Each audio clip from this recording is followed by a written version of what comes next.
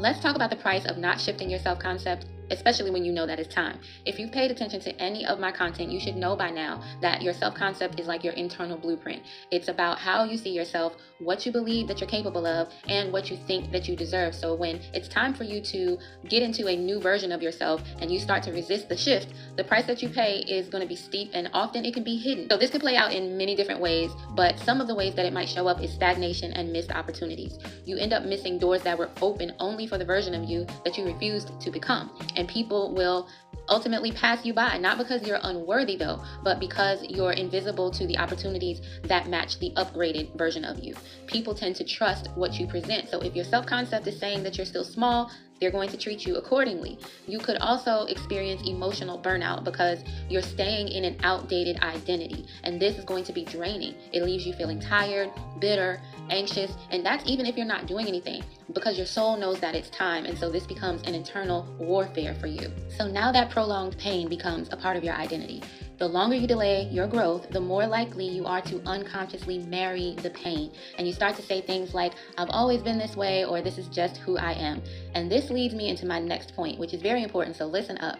This is about how others can manifest from your delay. This may sound uncomfortable, but it's real. And when you don't step into your power, someone else might take that energy and run with it. So here's how that could look.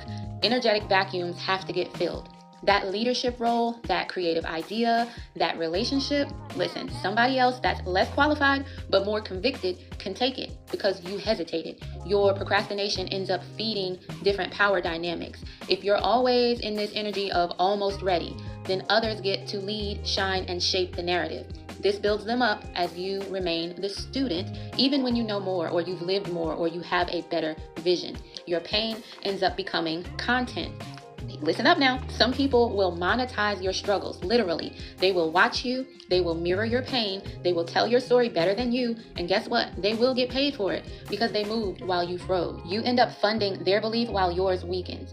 Watching other people do what you know you're meant to do can either inspire or it can demoralize. And every delay gives them more time to build credibility while you reinforce the lie that you're not ready.